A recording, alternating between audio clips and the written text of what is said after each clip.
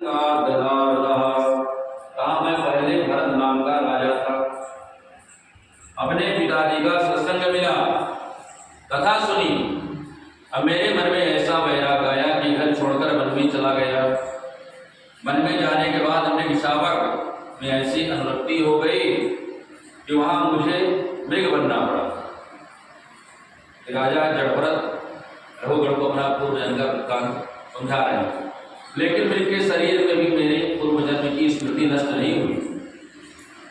वो स्मरण मेरा आज भी नष्ट नहीं होता। मैं कितना बड़ा भाग्यवान हूँ। सत्संग का प्रताप है, ये कृष्ण चिंतन का प्रताप है। मैं आज शरीर से प्रसन्न रहकर विचरण करता हूँ। न मेरा किसी के प्रति अलगाव है, न मेरा किसी के प्रति दुर्भाव है। दोनों ही परिस्थितियों में एक रस बनकर रहता हूँ। इसलिए राजन चिंतन करो, एकांत में बैठकर अपने आप से प्रश्न करो कि मैं क्या हूँ, आगे मेरा स्वरूप क्या है। क्योंकि आत्मा का बोध जिसे हो जाता है राजन, उसे परमात्मा की प्राप्ति हो सकती है। इसलिए आत्मानुभूति करो। जब तक तुम ये सोचोगे राजन कि कहार जो पालकी ढो रहे हैं ये छोटे हैं और मैं बड़ा हूँ, जब तक ये भाव तुम्हारे मन में है तुम्हें आत्मबोध नहीं हो सकता। संसार में एक दृष्टि से सबको देखो।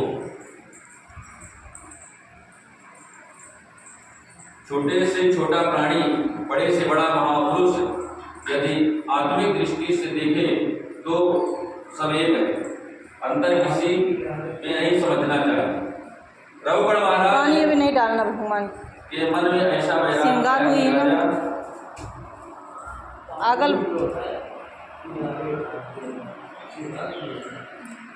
राजपाट छोड़कर परमात्मा चिंतन में लग गया, निमग्न हो गए। अब आचार्य सुखदेव जी कहते हैं राजन, जड़भरत जैसे महापुरुष के अवतार से, जड़भरत के संग से हमारी इस भूमि का नाम है भारत। हमारी भूमि पर 3 भरत, एक है कैकेयी कुमार भरत, दूसरे हैं श्रीमद् भागवत में ज्ञानी जड़भरत और तीसरे हैं दुष्यंत नंदन भरत।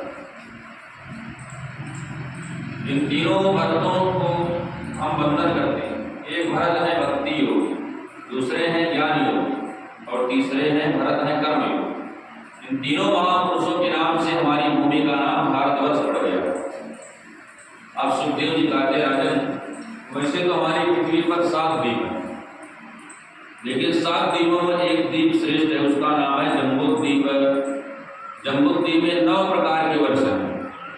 उन 9 वर्षों में भी 9 भारतवर्ष है। अब भारतवर्ष कर्म प्रधान है। अहो अमीशान किमकारी शोभनम अप्रसन्न ईशान सदित स्वयं हरि यही जन्म लब्धम निशुभारतादिरे अमुकुंद सेवोपैकम शुभाइना। देवता भी तरसते हैं, प्रार्थना करते हैं कि हे भगवान, मनुष्य शरीर मिले तो केवल भारतवर्ष में मिले, क्योंकि जो सुख इस पवित्र भूमि पर है वो स्वर्ग में भी नहीं मिलता। कहते हो हम ईशान किमकारी शोभनम। स्वर्ग में हम चाहे तो भागवत नहीं सुन सकते। स्वर्ग में तो हम यहाँ जो सत्कर्म करते हैं उसका फल, पुण्य का फल हो कि स्वर्ग जाते हैं। पुण्य क्षय होने के बाद फिर संसार में आना पड़ता है। लेकिन भारत की भूमि पर सत्संग के माध्यम से हम अपने जीवन को संवार सकते हैं, क्योंकि ये भूमि कर्म प्रधान है। बोले कर्म प्रधान विश्व करी राखा, बोले जो जस करे सो तस फल चाखा। कहा जैसा कर्म करोगे वैसा फल नहीं मिलेगा। परीक्षित ने कहा क्षमा करें महाराज, ये नरकों की बात आप कल भी कह रहे थे, नरक क्या है। अब आचार्य सुखदेव जी कहते हैं राजन, हमारी भूमि से दक्षिण दिशा में 99,000 योजन ऊंचाई पर 28 प्रकार के नरक हैं। आदमी जब पाप कर्म करता है तो यमराज के दूत गले में रस्सी डालकर ले जाते हैं, नरक में डाल देते हैं। 28 नरक कौन कौन है? बोले तामिस्त्र, अंधतामिस्त्र, रौरव, महारौरव, कुंभीपाक, कालसूत्र, असिपत्रवन। कहा झूठी गवाही और जो धोखा करता है उसे तामिस्त्र के नरक में डाल देते हैं, जाना पड़ता है। कहते हैं जो व्यक्ति पराये धन को हड़पना चाहता है वो व्यक्ति व्यक्ति अंधतायुक्त नरक में जाता है।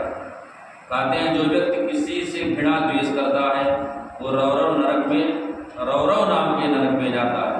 कहा जो व्यक्ति हिंसा करता है वो कुंभीपाक नरक में नाम के नरक में जाता है। राजन ने पूछा है ये कुंभीपाक नरक क्या है? सुखदेव जी बोले बहुत बड़ी भट्टी पर बड़ी कड़ाही में हजारों मन तेल उबलता है, हजारों मन तेल, उसमें उस व्यक्ति को डाल दिया जाता है। अपने बुरे कर्मों को याद करके उसको सजा भुगतनी पड़ती है। तकलीफ तो होती है मरने से ज़्यादा, पर मरता नहीं है, इसलिए किसी भी प्राणी को कष्ट मत दो। सुंदर पशु पक्षी परमात्मा की दृष्टि का ये सौंदर्य है, उसे हम जीवन नहीं दे सकते तो मारने का हमारा क्या अधिकार है? अपने स्वार्थ के लिए मानव जीव हत्या करके उसको पकाकर खा जाते हैं। विदेशी लोग दिन पर दिन शाकाहारी होते जा रहे हैं। एक लंदन से आए हुए सज्जन मिले और बोले महाराज मैंने मांस भक्षण बिल्कुल छोड़ दिया, ये परिवर्तन मेरे जीवन में भागवत सुनने से हुआ। मैंने एक लेख लिखा है कि मनुष्य का जो शरीर है वो चलता फिरता कब्रिस्तान है। अरे मैंने कहा कैसे? वो बोले मनुष्य कितने पशु पक्षियों को मारकर खाता है तो उसकी कब्र तो मनुष्य के शरीर में ही है। कब्रिस्तान हमारा शरीर है तो परमात्मा मिलेगा कैसे? परमात्मा तो मंदिर में रहते हैं। हृदय को मंदिर बनाओगे तो वही उसमें राधा माधव का वास होगा। हिंसा की वृत्ति को छोड़ो, वेद के विरुद्ध आचरण करोगे तो फल तो भुगतना ही पड़ेगा। बोलिए जय श्री कृष्ण। अब 6वें स्कंद में प्रवेश करते हैं। राजा परीक्षित ने कहा महाराज कुछ पाप हमने अनजाने में हो जाते हैं, कुछ पाप हम लोगों से अनजाने में हो जाते हैं। जैसे आदमी झाड़ू लगा रहा है, पानी भर रहा है, उस समय भी कुछ पाप हो जाते हैं। चींटी मर गई, हम लोग सांस लेते हैं तो उसमें कितने जीव सांस के माध्यम से मर जाते हैं। भोजन बनाते समय लकड़ी जलाते हैं तो उस लकड़ी जलाते समय भी जीव मर जाते हैं। तो आचार्य सुखदेव जी कहा राजन 5 प्रकार के व्यक्ति को नित्य करनी चाहिए। कहा गौ ग्रास रोज निकालो। भोजन बनाते हैं, माताएं बनाती हैं घर में, तो पहली रोटी गऊ की होनी चाहिए और फिर दूसरा अग्नि भोजन, थोड़ा सा उसी आटे को अग्नि में डालो, रोटी बनाकर उसमें टुकड़े का उसमें चीनी मिलाकर अग्नि का भोग लगाओ। चींटी को 10-5 ग्राम आटा रोज वृक्षों की जड़ों में पास डालें, वहाँ चींटी रहती है। पक्षियों को अन्न डालें, आटे की गोली बनाकर जलाशय में मछलियों को डालें। और कहा कि अतिथि सत्कार करो। घर के द्वार पर भिखारी आए तो उसे जूठा अन्न भिक्षा में कभी नहीं देना चाहिए। ये प्रयास करो। ऐसे अनजान में किए हुए जो अपराध हमसे होते हैं, कहा 5 प्रकार के यज्ञ करने से हमें उसका दोष नहीं लगता। अगर हमसे पाप हो भी जाते हैं तो ये जो 5 कर्म है, गौ ग्रास है, अन्न है, अतिथि का सत्कार है, अग्नि में, ये 5 प्रकार के पापों का फल हमें नहीं भोगना पड़ता। कहा सबसे सर्वोत्तम तो राजन श्री कृष्ण कीर्तन है। कहा राजन ने कहा यदि हमसे कोई पाप कर्म हो गया हो तो नरक से हमें मुक्ति कैसे मिले महाराज? इसके लिए हमें क्या करना चाहिए? बोले कर्मणा कर्म निराहारो नायात्यंतिकयिष्यते अविद्याधिकारित्वं प्रायश्चित्तं विमर्शनम्। कहा महाराज नरक से मुक्ति पाने के लिए हम क्या प्रायश्चित करें? भाई पाप कर्म हो गया तो उसका क्या प्रायश्चित है? व्यक्ति पर तपस्या के द्वारा प्रायश्चित करता है, कोई ब्रह्मचर्य पालन करके प्रायश्चित करता है, कोई व्यक्ति यम नियम आसन के द्वारा प्रायश्चित करता है। लेकिन मैंने ऐसा मानता हूँ राजन, कहा कि जित केवलया भक्त्या वासुदेव परायणा अगम धुनवंतिकार्षेण निहारमिव भास्करा। कहा सबसे बड़ा प्रायश्चित तो केवल भगवान गोविंद का कीर्तन है। कहा कृष्ण कहने से तर जाएगा, पार भव से तार उतर जाएगा। कहा प्रयास ये करो कि परमात्मा से भी कुछ मांगना ना पड़े। मांगना तो किसी से भी कुछ नहीं चाहिए, मांगने से आत्मबल कमजोर हो जाता है। परमात्मा से प्रार्थना करो मुझे कुछ देना पड़े, लेना किसी से नहीं पड़े, मुझे किसी से जीवन में कुछ नहीं जल चाहिए, अगल बगल डाल मैं किसी से जीवन में पूजा नहीं हुआ कुछ है। मांगो नहीं, यदि मांगना ही पड़े तो दुनिया वालों से मत मांगो, गोविंद के आगे झोली फैला दो। सकिन्मना कृष्ण पदारविन्दयोर् निवेशितं तद्गुणराप्यैर्यः न मे अमम्पासकृतश्च तत्पटान् स्वप्नो विपश्यन्ति योगी चरणः। अब आचार्य सुखदेव जी महाराज कहते हैं, मैं ऐसा मानता हूँ राजन, एक बार भी जिसने अपने मन को कृष्ण चरणों में लगा दिया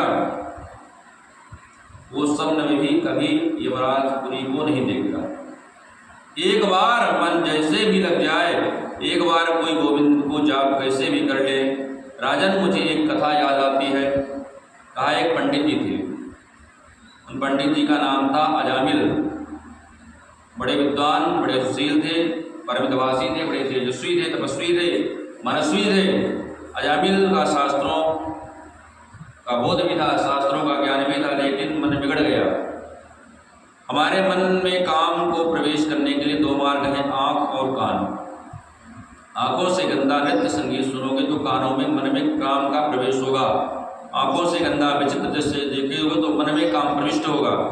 आँखों पर, कानों पर जिसने काबू पा लिया वो गृहस्थ जीवन में रहकर भी परम संत है। इन दोनों पर जिसने काबू नहीं पाया वो कैसा भी वेश धरे संत नहीं हो सकता। अजामिल में सभी गुण विद्यमान है, लेकिन एक दिन अपने नित्य कर्म से निवृत्त होकर लौट रहा था तो किसी वैश्या को किसी पुरुष से संबंध करके देखा। उस कणिका को देखते ही अजामिल के मन में काम प्रविष्ट हो गया। उस कणिका को जाकर बोला, देवी मेरे घर चलो, मेरे घर अत्यंत संपत्ति है। कणिका को धन चाहिए। अजामिल के घर आ गई और घर पर रहते लगी। अजामिल बोला, ये मेरी पत्नी है, ये मेरा बेटा है। कणिका बोली, यदि ये यहाँ रहेंगे तो मैं यहाँ नहीं रह सकती, और उन सबको हटा दिया। तो कहते हैं सज्जनों, व्यक्ति जब व्यक्तित्व निकलता है तो आचरण की पूजा होती है। परमात्मा कभी ये नहीं देखता आप गोरे हैं कि काले हैं, वो कभी ये नहीं देखता कि आप धनाढ्य हैं या गरीब हैं। वो तो आपके भाव को देखता है। जहाँ भी भाव शुद्ध होता है वहाँ भगवान का वास होता है। अजामिल ने उस कणिका के सौंदर्य पर मोहित होकर अपनी पत्नी को त्याग दिया और संस्कार थे हरि। प्रातः जैसे ही भजन करने बैठा, उसकी पत्नी ने डांट कर बोला, क्या माला पूजा लेकर बैठे हो, ज़्यादा धन कमा कर लाओ। अब उसने संबंध से अजामिल की वृत्ति बिगड़ गई। परम सुशील ब्राह्मण चोरी करने लगा। धीरे धीरे चोरी की वृत्ति बढ़ गई। चोरी करते करते डाका डालने लगा। डाकू अजामिल के नाम से जाना जाने लगा। माथे पर काली पट्टी बांधकर तलवार लेकर अब निकलता है। लोग अपनी दुकान बंद कर लेते हैं, सब डरने लगे। उस कणिका के माध्यम से 9 पुत्र हुए, उससे कौन सुधारे। लेकिन संत संग में ताकत होती है। सत्संग जीवन को परिवर्तित करता है। आप दिन भर कुछ भी ना करें, सायंकाल आधा घंटा भी सत्संग आपको मिले तो आपको लगेगा कुछ हुआ। अयोध्या के कुछ संत की मंडली श्रीधाम वृंदावन गए जा रही थी। पहले संत पैदल चलते थे, पूरी मंडली रहती थी।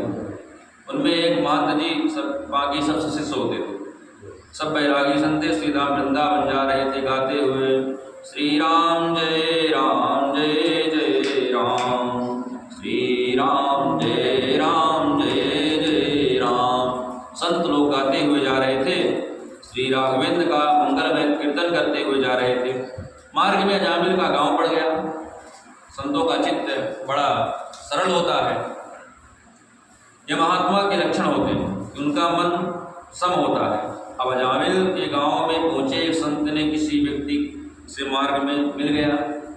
उसने पूछा, भाई हम 25 संत हैं, वृंदावन जा रहे हैं, यहाँ किसी भक्त के घर रात्रि विश्राम करना चाहते हैं।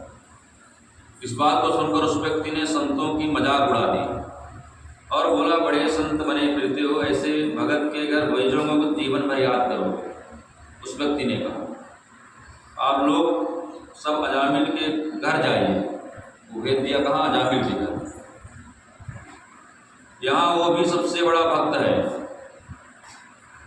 आपको वहाँ भोजन दक्षिणा भी मिलेगी। भगवान ने चाहा तो आपकी पूजा भी हो जाएगी। संत तो शरण हृदय होते हैं, उनको उपहास समझ नहीं सके। वो सब अजामिल के घर चले गए। उस समय अजामिल घर पर नहीं था, गणिका थी जिसको ला के रखा था। गणिका ने अपने घर के द्वार पर संतों को, मंडली को देखा। द्वार पर आकर बोली, बाबा कहिए क्या बात है। संत बोले, बेटी भक्त अजामिल कहाँ है, उन्हें बुलाकर कहो हम सब संतजन प्रसाद पाना चाहते हैं, ही रुकेंगे। गणिका के नेत्रों में आंसू झर पड़े और बोली, महाराज ये मेरा दुर्भाग्य है, मैं आपको पानी पीने के लिए भी नहीं दे सकती, नहीं गा सकती। मेरे पति कोई भक्त नहीं है, बहुत बड़े डाकू हैं, लुटेरे हैं। बचपन में मेरी माँ ने कहा था संतों से कभी झूठ बोलना नहीं, सत्य कहती हूँ, हमारे घर पर मदिरापान होता है, मेरे पति मांस भक्षण करते हैं, मैं तो आपको जल पीने के लिए आग्रह नहीं कर सकती। महात्मा बोले, कोई बात नहीं बेटी, हम जाते हैं। संत जाते हुए उनको तो गणिका उनके चरणों में गिरकर रो पड़ी और बोली, आप मेरे हाथ का भोजन नहीं कर सकते, लेकिन मैं सूखी सामग्री दे दूं तो आप लोग स्वयं बनाकर प्रसाद पा लीजिए। सामने वृक्ष एक था चबूतरा, वहीं पर संत लोग प्रसाद बनाए और संत लोग उस प्रसाद को भगवान को भोग लगाकर बाटी चोखा बनाए। प्रसाद पाने बैठे, महंत जी के मुख से एक गिलास लिया, उनके नेत्रों से आंसू आ गए। संतों ने पूछा, क्या हुआ कि आंसुओं से आंसू कैसे आ गए। महंत जी ने अपने शिष्यों से कहा, इसको सुधारूं कैसे, अजामिल का अन्न हमने खाया है, इसको सुधारना है, लेकिन कैसे। यदि इससे कहूँ रोज संध्या गायत्री पाठ करो, ये करने वाला नहीं। इसको कोई भी धार्मिक काम करने को कहूँ, ये नहीं करने वाला, तो फिर इसको बिगड़े हुए कार्य को, आचरण को कैसे संभाले। बसी चिंता में महात्मा जी रात्रि भर बैठे रहे और सोच रहे थे। अजामिल डाका डालकर धन लूटकर प्रातः 4 बजे अपने घर लौटता है, लेकिन आज अजामिल मध्य रात्रि में ही माथे पर काली पट्टी बांधे, कंधे पर लूट का सामान थैला लटकाए आ गया। वहाँ देखा कि वृक्ष के नीचे संत की मंडली बैठी है, आग बबूला हो गया। इनको किसने बुलाया मेरे घर, किसके प्रवेश से अनुमति लिया। गणिका बाहर आई और बोली, ऐसा क्यों बोलते हो, ये तो संत हैं, अयोध्या से आए हैं, ये वृंदावन जा रहे हैं, हमारे द्वार पर इन्होंने विश्राम ले लिया, तो क्या बिगड़ गया आपका, प्रातःकाल चले जाएंगे। अजामिल अपनी पत्नी से बहुत डरता था। बोला, तुमने बुलाया है तो 2-4 दिन रख लो, मेरे कोई मनाही नहीं है। ऐसा भाव उसके मन में आ गया। अजामिल को देखकर महंत मुस्कुराए, सोचा थोड़ा अपमान ही तो कर देगा, सह लेंगे, दुर्वचन ही तो बोलेगा, सह लेंगे, लेकिन इसको संभालना तो है। महंत जी मुस्कुराकर बोले, बेटा अजामिल, बस हम 3 मूर्ति हैं, अयोध्या से आए हैं, अब वृंदावन जा रहे हैं, रात्रि का भोजन तुम्हारे यहाँ पाया, विश्राम किया, और तुम जानते नहीं संत भोजन करते हैं तो भोजन के बाद उनको दक्षिणा दी जाती है, क्या हमें दक्षिणा नहीं दोगे। अजामिल बोला, अच्छा दक्षिणा वो भी हमसे, वही तो डाकू था। वो महात्मा, मेरी सबसे बड़ी दक्षिणा यही है कि मैंने आपको छोटा लोटा छुड़ाया नहीं, ये चिमटा तुम्बा यहाँ रख जाइए और बताइए, बोतल सभी कूद लेना चाहते हो। महात्मा को अजामिल की बात बुरी नहीं लगी। वो बोले, बेटा हमें रुपए पैसे दक्षिणा में नहीं चाहिए, आज तुमसे दक्षिणा लेंगे जरूर, लेकिन हमारी दक्षिणा एक है, वो है कि तुम हमारी बात मानकर आदर कर दो। अजामिल बोला, कहिए क्या बात। संत ने कहा, एक ही बात है, इस बार तुम्हारी पत्नी के गर्भ में जो बालक जन्म लेगा उसका नाम तुम नारायण रख देना, और हमें कुछ नहीं चाहिए, यही हमारी दक्षिणा है। अजामिल बोला, नारायण नाम रखना ये तो कोई खास बात नहीं है, देखिए, पहले प्राचीन समय में हमारे पूर्वज अपने बच्चों के नाम कितने अच्छे रखते थे। किसी का नाम रामचंद्र, किसी का नाम कृष्णचंद्र, किसी का दामोदर, किसी का मधुसूदन, किसी का गोपाल। क्यों? वो जानते थे कि अन्य समय में व्यक्ति के मुख से भगवान का नाम नहीं निकलता, लेकिन बेटा का नाम भी अगर निकलेगा तो भी कल्याण होगा। इसलिए बच्चों के नाम भगवान नाम पर ही रखना चाहिए। और आजकल फैशन अस्त माता पिता बच्चों के नाम रखते हैं चिंटू, पिंटू, बंटी, संटी, रिंकी, चिंकी, ये नाम रखते हैं। ऐसे नाम मरते समय व्यक्ति के मुंह से निकलेगा, उसका कल्याण क्या होगा? क्या मुक्ति मिलेगी उन्हें? इसलिए अजामिल ने कहा ठीक है, संतों की बात मानकर उसने अपने 10वें पुत्र का नाम नारायण रख दिया। अब सुखदेव जी कहते हैं, राजन, मुक्ति का कैसा सुंदर उपाय बता गए संत लोग। ये पापी और तो कुछ नहीं कर सकता, नारायण पुत्र का नाम भी लेगा तो कुछ तो काम बन जाएगा। एक और बात कहूँ आपसे, घर में बड़ा पुत्र होता है, वो पिताजी को बहुत प्यारा होता है। सबसे छोटे वाला माताजी को बहुत प्यारा होता है, और बीच वाले बच्चे को तो भगवान होते हैं। ये बीच वाले पुत्र को तो बाबा जी ही जानते हैं, ये प्रभु ने कृपा पात्र होते हैं। बीच वाले पुत्र के साथ परमात्मा की विशेष कृपा होती है। अब आप किसी संत से पूछें, आप अपने माता पिता के कौन से नंबर के संतान हैं?